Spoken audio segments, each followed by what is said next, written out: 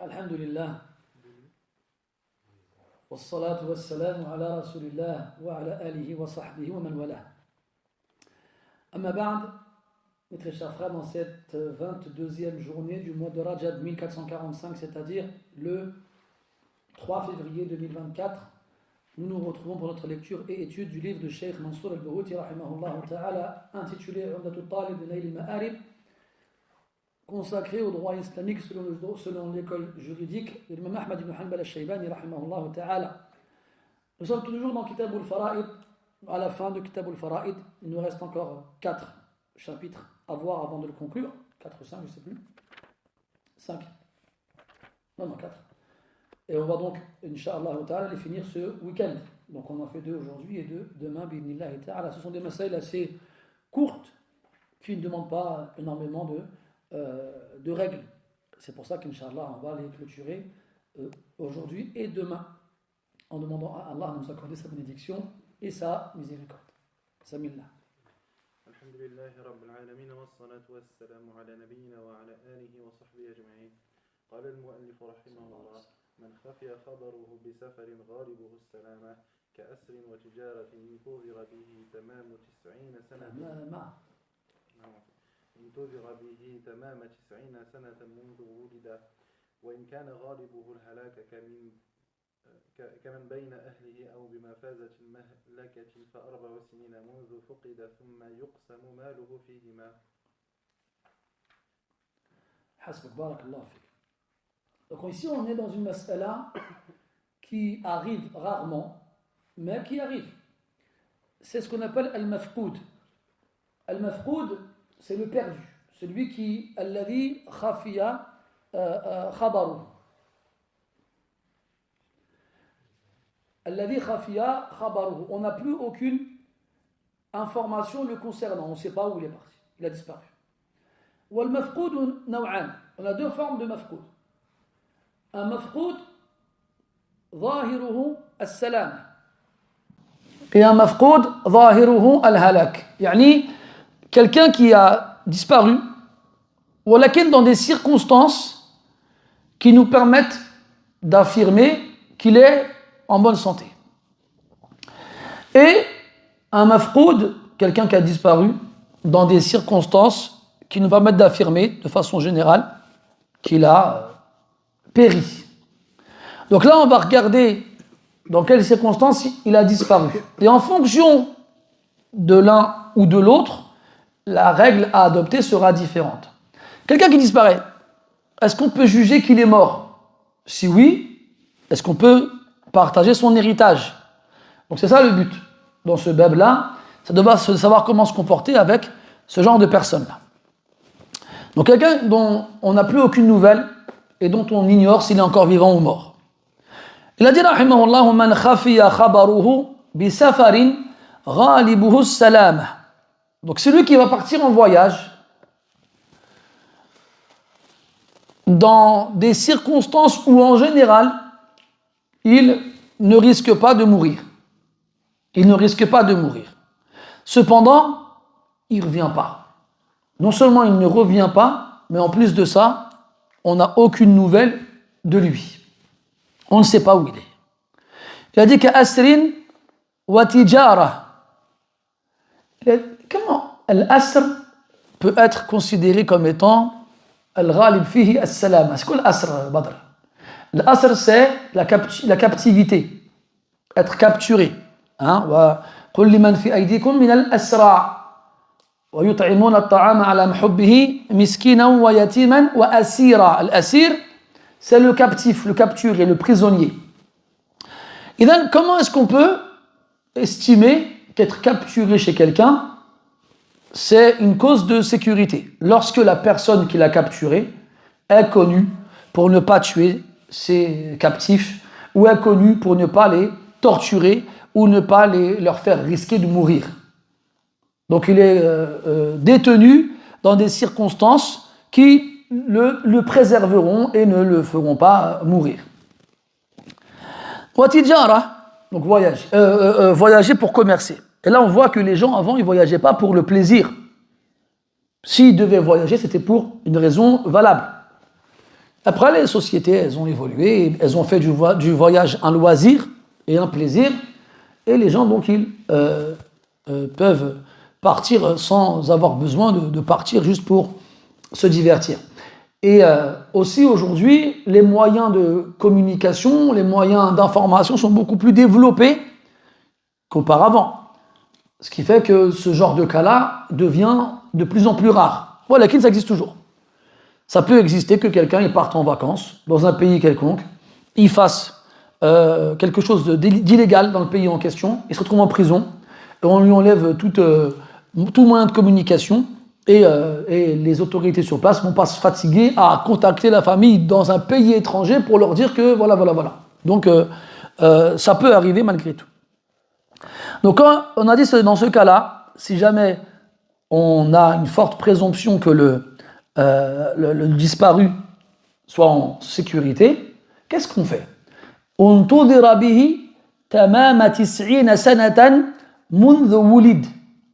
va attendre qu'il atteigne 90 ans à partir du moment où il a disparu, en se basant sur l'âge qu'il avait, bien sûr. Et pas 90 ans à partir du moment où il a disparu. Ça veut dire que s'il disparaît, il a 40 ans. Eh bien, on attendra 50 ans. S'il avait 80 ans, on attendra 10 ans. D'accord? S'il avait 20 ans, on attendra 70 ans. On attendra le nombre d'années qui restent par rapport à l'âge qu'il avait quand il a disparu. Donc il dit Mundu Wulid, 90 ans depuis qu'il est né. D'accord? Donc on regarde quel âge il a quand il a disparu et on soustrait le nombre d'années qu'il a fait depuis qu'il est né à 90. Et on attendra cette période-là. Pourquoi 90 et pas une autre date?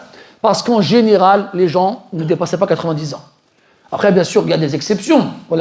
Comme la qaïda le dit, la ibrata bi an-nudra. La rareté n'a pas de la hukma laha. On ne peut pas s'en servir pour faire un jugement. Idhan, ça c'est le premier cas. Et donc lui, quand il dit untudhira, on attend, ça veut dire qu'on va pas, comment ça s'appelle, partager son héritage. Et si jamais les héritiers légitimes ils meurent, eh bien on appliquera le munasakhat comme on l'a vu dernièrement. ثم قال رحمه الله وإن كان غالبه الهلاك كمن بين أهله أو بمفازة مهلكة أو مهلكة يجوز الوجهان. Si jamais il disparaît alors que et que les circonstances de sa disparition nous laissent supposer qu'il va mourir, qu'il est mort, qu'il soit dans l'endroit où il vivait, kaman bayna ahlihi. Comment c'est possible ça? Il est entre sa famille, parmi les siens, je veux dire, et pourtant il disparaît et yaghlibu ala dhann qu'il est mort. Comme une guerre, mathalan, des ennemis qui viennent, ils le prennent, ils disparaissent avec. Il n'est pas parti lui, il était chez lui. On est venu et on l'a emporté. Ou bien il y a eu un raz-de-marée, un tsunami ou un glissement de terrain, et il était chez lui, et le glissement de terrain l'a emporté lui, et on ne l'a plus jamais retrouvé. Dans ces circonstances-là, yaghlibu ala dhann qu'il est mort. Même si on ne peut pas l'affirmer à 100%, il y a une forte présomption qu'il soit mort. Ou bimafazatin mahlaka. Le mafaza, c'est un endroit désert. C'est une terre déserte. Et c'est mahlaka dans le sens où c'est un endroit où généralement les gens ils n'en sortent pas vivants. Il s'est retrouvé dans un désert et dans ce genre d'endroit-là, on n'en survit pas. Et on peut dire aussi muhlika. Muhlika, c'est une terre dans laquelle yukthiru fiha al-halak, dans laquelle généralement les gens meurent. Taïb. Et là, ce ne sera pas forcément une terre déserte, mais une terre, par exemple, où il y a des brigands, des criminels qui t'attaquent. Quand tu sais qu'il passe par là-bas, s'il ne revient pas, c'est qu'il s'est fait attaquer et qu'il est mort. Ou bien il y avait des animaux sauvages qui l'ont attaqué. Quand on connaît ce genre d'endroit-là, on évite d'y aller. Et si lui, tu sais qu'il passe par là et qu'il disparaît, alors tu peux avoir une forte présomption qu'il a été tué. Donc dans ce cas-là, فأربع سنين أو 4 سنين منذ فقد. On va attendre 4 ans à partir du moment où il a disparu. 4 ans. On va attendre. Et c'est au bout des 4 années qui sont passées qu'on partagera son héritage.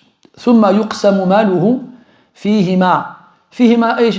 يعني الضمير يعود الى ماذا؟ في المدتين. Dans les deux durées qui sont données, nos 90 ans à partir de sa date de naissance, donc on enlèvera les années qu'il a vécues à partir jusqu'au moment où il a disparu, ou 4 ans à partir du moment où il a disparu. Quand les deux durées seront arrivées à terme, alors on partagera ses biens. On partagera ses biens. Il est marié, ça on le verra dans Kitab al-Nikah ou Kitab al-Talaq. Zawjatul mafqoud. Eh ben, yufsakhu, ou tutallaqu imra'atuhu, sa femme on la divorce, si elle veut, c'est pas obligé, elle peut rester si elle veut. Et si elle veut se remarier, elle peut se remarier. Yarji'. S'il revient, c'est chérie, c'est moi. Monsieur, je vous connais pas. Elle s'est remariée. Qu'est-ce qui se passe? Eh bien, le mari de base a le droit de demander restitution de l'épouse. Et qu'est-ce qu'on va faire? On va annuler le mariage. On va annuler le mariage, donc on va rendre la dot au mari, au deuxième. Et après la idda, il la récupère. Il la récupère, il fait un aqd zawaj ou pas? Il ne fait pas un acte de mariage, puisque son premier mariage, il est toujours sahih. Ça arrive. Après, voilà, il faut vraiment qu'il l'aime pour vouloir revenir avec elle. Ala kulli hal. Donc ça, c'est pour mirath al-mafqoud. Wallahu a'lam. Naam, iqra. قال المؤلف رحمه الله: وإن مات متوارثان كأخوين لأب بهدم أو غرق أو نحوه وجهل السابق موتا ولم يختلف فيه وارث كل منهما الآخر من امتلاج ماله. الآخر. لم تقل آخر؟ العفو. فيه وارث كل منهما الآخر من امتلاج ماله دون ما ورثه منه. وإن اختلف في السابق لم يرث كل من الآخر شيئا. En fait, c'est marqué آخر, je l'ai lu, j'ai cru que tu l'avais dit, mais c'est خانتني عيني. جزاك الله خيرا. طيب, là on passe à l'autre mas'ala, c'est celle qu'on appelle chez les faradiyun al-gharqa wal-hadma. Al-gharqa wal-hadma. Al-gharqa de l'gharaq, c'est la noyade. Et al-hadma de l'hadm, c'est l'effondrement. Yarhamukallah. Comment on dit avec un B? L'éboulement. Merci. Des fois, j'ai ajib. Je me rappelle que d'une lettre dans le mot. Et ça fait référence à quoi? Ça fait référence à ce qu'on appelle al-maut al-jama'i. Quand il y a plusieurs personnes qui meurent en même temps, qui sont des héritiers les uns des autres. Ça, c'est encore des nawadir. C'est encore des raretés. Et ça arrive beaucoup dans ce qu'on appelle les catastrophes naturelles. Qu'on appelle. Même si on sait que c'est Allah tabaraka wa ta'ala qui bien sûr ordonne cela. Donc, pareil, imagine, on est sur un bateau. Toute la famille est sur le bateau. Et le bateau, il coule. Tout le monde se noie. On est dans une maison, la maison, elle s'effondre. Elle tue tout le monde. Donc, il y a plusieurs personnes qui meurent de la même famille, qui sont censées hériter les uns des autres. Et ils meurent tous. Comment ça va se passer pour l'héritage de ceux qui restent? Les vivants, ceux qui ont survécu, ou bien les membres proches de la famille qui n'étaient pas dans l'événement et qui vont hériter de ceux qui sont morts? Parce que s'il y avait un père et un fils, le fils il hérite du père, et le père il hérite du fils. Si le père il a d'autres enfants que le fils qui est mort, et si le fils qui est mort il a des enfants lui aussi, comment ils vont se partager l'héritage? Donc là en fait il y a plusieurs circonstances. On va regarder l'ordre de priorité si on le connaît. Si on sait qui est mort en premier, al-amr sahl, même s'ils sont tous morts. Mais on sait que le fils, il est mort avant le père. Et le père, il a 5 fils. D'accord? Donc, on va prendre le verset. Si on sait que le père, il est mort avant le fils. D'accord? Et que le fils, le père, il a 5 fils. Donc, le fils, il est mort lui aussi. Il reste combien de fils? Il en reste 4. On va prendre un chiffre rond. Le père, il avait 10 000 euros. D'accord? Il a 5 fils. Le père et le fils, ils meurent. Quasiment en même temps. Mais nous, on sait que le père, il est mort avant le fils. Le fils aussi, il est mort. Taïb. Le fils, il hérite de son père. Il est mort, il hérite quand même de lui. Donc le 10 000, tu divises par 2, par 5, ça fait 2 000. Taïb. Donc le fils mort hérite de 2 000. Et les 4 fils qui restent héritent aussi de 2 000. Ensuite, le fils, il était marié, il n'avait pas d'enfant. Donc ses frères, ils vont hériter de lui à part égale. Ils vont donc se partager ces 2 000 euros à lui. Ce qui fera 500 euros chacun. Donc ils auront 2 500 euros chacun. Vous allez me dire, mais si on avait divisé les 10 000 euros du père par 4, ça serait revenu au même. Oui, dans le cas que je vous ai donné, oui. Mais dans d'autres circonstances, ce calcul-là ne fonctionne pas. Donc mon calcul à moi, il est simple, parce qu'on donne un exemple simple pour faciliter l'explication. Voilà, qu'il y a dans d'autres circonstances où le fils qui est mort, il est marié, il a des enfants, là, ça ne sera pas le même résultat. D'accord? Donc il a dit, وإن مات متوارثان كأخوين لأب بهدم أو غرق أو نحوه وجهل السابق موتا ولم يختلفوا فيه ورث كل منهما الآخر من تلاد ماله. طيب. Donc on avait la première mas'ala. La première mas'ala, l'auteur il a pas cité rahimahullah, mais on la comprend d'emblée.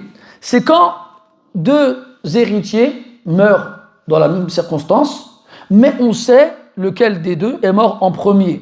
Donc là, même si l'autre il est mort, il héritera, on lui donnera sa part de l'héritage du défunt, puis on partagera son héritage à lui, à ses héritiers. C'est ce que je vous ai expliqué moi, d'accord? Ça c'est le premier cas. Le deuxième cas, c'est quand on ignore qui est mort en premier. Et quand on parle d'ignorer, les savants ils disent généralement, soit on ignore, donc on ne sait pas qui est mort le premier. Ils étaient ensemble dans la maison, et la maison elle a tué tout le monde, et on ne sait pas qui est mort en premier. Deuxième cas, l'ambulancier qui va venir sortir les corps des décombres va constater que le père il est mort avant le fils. Lui il l'a constaté. Mais on ne lui demande pas. Des jours plus tard, quand les héritiers se réunissent et ne savent pas comment partager l'héritage, ils retournent le voir. Lequel des deux est mort en premier? Il dit, je ne sais plus moi. J'ai oublié. Entre-temps, j'ai eu d'autres événements du même genre, j'ai vu d'autres personnes, et ça fait plusieurs jours maintenant, je ne m'en souviens plus. J'ai oublié. Type. Donc là, ça revient à ne pas savoir. Puis il y a le troisième cas, mais on va le citer après. Il dit, donc on ne sait pas si lequel des deux est mort en premier. Il a dit, وَلَمْ يَخْتَلِفُوا. مَنِ الْمَقْصُودُ بِالْمُخْتَلِفِينَ. Ce sont les héritiers des deux morts. Ils n'ont pas divergé sur l'absence d'informations concernant la priorité dans la mort. Ils sont tous d'accord pour dire on ne sait pas qui est mort en premier. Ce qui veut dire que si yakhtalifun, il y a un hukm différent, il y a un jugement différent. C'est pour ça qu'il a précisé ici adam wujud il-ikhtilaf, l'absence de divergence. Personne ne sait qui est mort en premier et personne n'affirme qu'un des deux est mort en premier, il n'y a pas de divergence là-dessus. Qu'est-ce qu'on fait? Waritha kullun minhum al-akhar min tiladi malihi duna ma warithahu minhu. Déjà, avant d'expliquer ça, il faut savoir que ça fait partie de mufradat al-madhab. Ça, faire hériter les défunts les uns des autres, c'est que chez l'imam Ahmed rahimahullah ta'ala, dans les 4 écoles. Abu Hanifa, Malik et Shafi'i, ils ne les font pas hériter. L'un de l'autre, bien sûr. C'est-à-dire que chaque héritier légitime des défunts hériteront directement de son défunt. Mais les défunts entre eux n'hériteront pas, parce qu'on ne peut pas hériter un mort. C'est la base.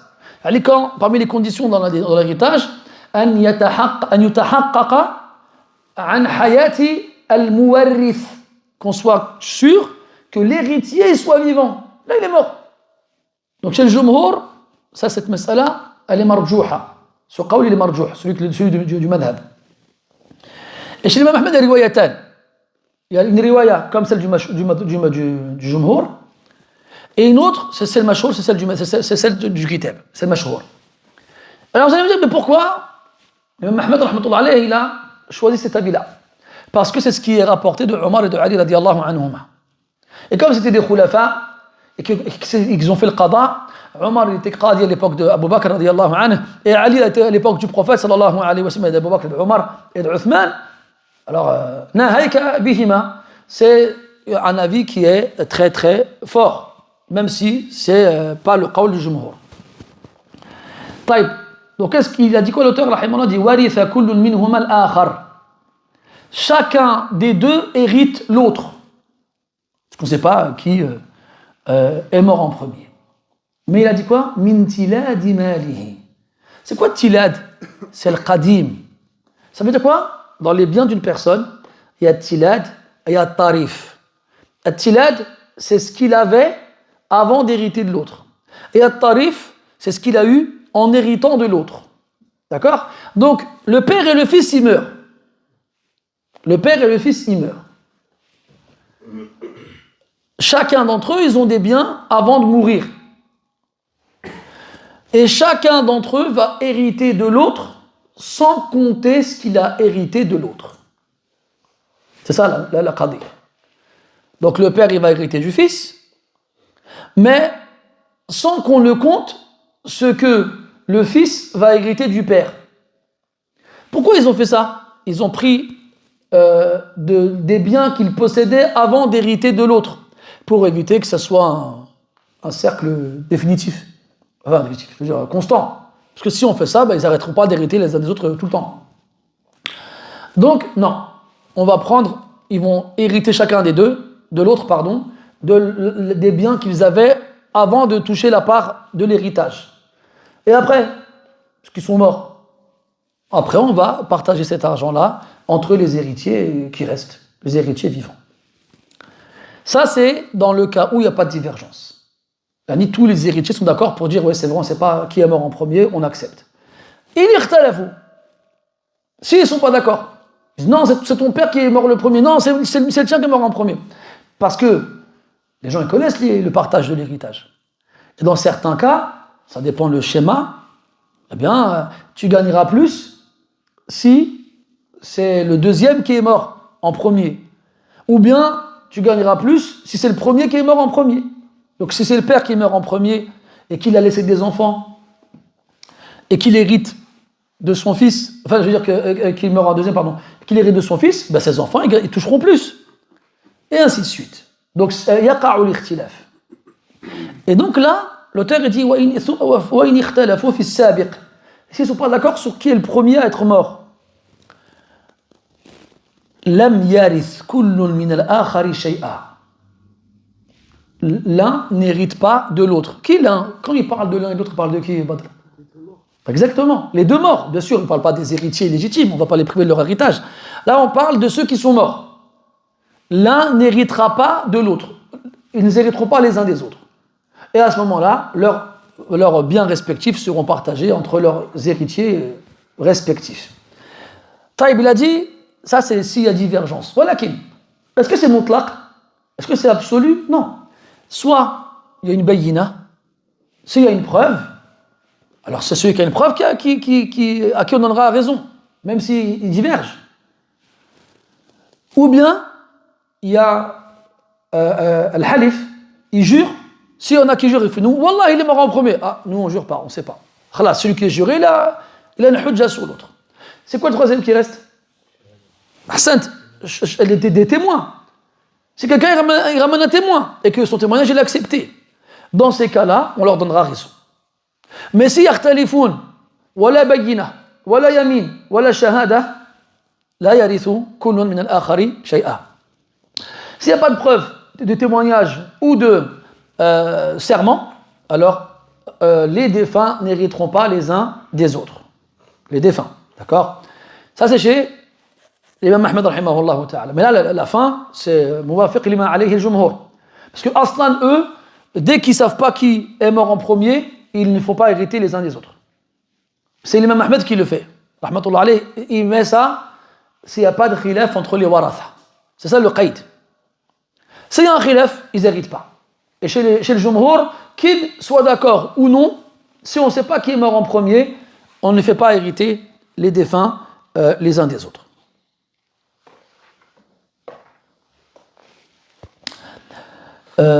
Donc si on récapitule, on a plusieurs cas. Donc là, le gharqa ou le hadma, c'est les circonstances qui vont faire que beaucoup de personnes de la même famille mourront en même temps. Et ces personnes-là héritent les unes des autres. Donc soit on sait qui est mort en premier, donc là, l'amr wadih, il n'y a pas de problème. Sinon, ou bien on ne sait pas.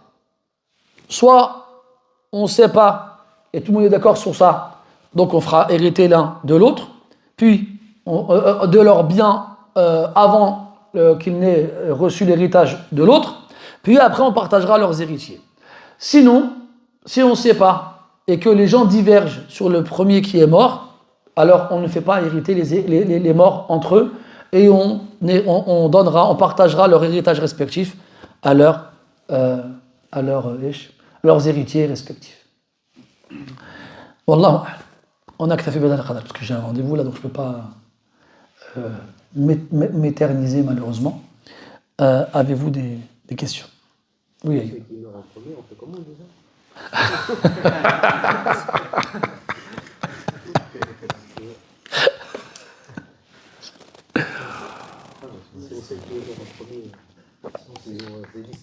Si on sait qui est mort en premier, on a deux hommes qui meurent dans un éboulement. Le père et le fils. Aujourd'hui, en plus, on peut savoir ça avec l'autopsie. Merci. J'allais dire le médecin légiste, c'est lui qui fait l'autopsie, mais c'est l'autopsie, l'opération. Et then, après, le hukm de l'autopsie, c'est autre chose. Mais les darura yajouz. Alors, on sait qui est mort en premier. À ce moment-là, donc, si c'est le père qui est mort en premier, le fils, on va lui faire hériter de la part de son père. Donc, si on a 5 fils, son père il a laissé 10 000 euros, on va lui mettre 2 500 euros, et lui, il avait 10 000 euros aussi. D'accord? Donc, il va se retrouver avec 12 500 euros. Lui, ensuite, ces 12 500 euros à lui, on va les répartir à ses héritiers à lui, qui sont ses frères. Voilà. Alhamdulillah. Oui, yes. Dans le disparu, s'il revient, est-ce qu'après les héritiers, est-ce qu'ils lui rendent sa part? Ça, effectivement, ça il explique dans le sharh, mais ils disent que ça mahal ou al-mutawwalat. Il explique dans le sharh, et après ils disent on lui donne l'yaqin, s'ils peuvent le rendre. Après, moi, il me donne plusieurs choses, je n'ai pas voulu les évoquer, parce que c'est un peu long, mais dans certaines circonstances, il récupère son c'est bien, oui. Pour le disparu, c'est la même chose pour le mariage. C'est-à-dire celui qui est disparu pour le partage de l'héritage. Est-ce que si on applique une même période pour celui dont sa femme n'a pas de nouvelles? Oui, c'est les mêmes règles, les fameux 4 ans. Après, pour le mariage, on verra après que dans certains cas, non, c'est pas 4 ans, c'est 1 an. C'est 1 an. On verra ça après, Inch'Allah. Il n'y a pas de questions sur Telegram?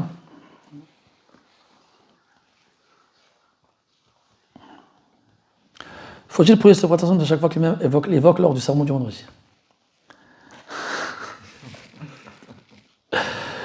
Allah, on demande aux frères et aux sœurs qui suivent sur Telegram et qui posent des questions de lire les messages épinglés. D'accord? On a essayé de mettre des règles et d'organiser les questions. Et on a demandé à ce que les questions soient en rapport avec le cours. D'accord? Sinon, chez l'imam Ahmed, rahimahullah ta'ala, na'am, ça fait partie des exceptions permises lors du sermon du vendredi. On prie sur le prophète, alayhi salatu wassalam, et on dit amin lors des invocations. Wallahu a'lam. Wa sallallahu ala nabiyyina Muhammadin wa ala alihi wa sahbihi ajma'in. Walhamdulillahi rabbil alamin wa barakallahu fiikum.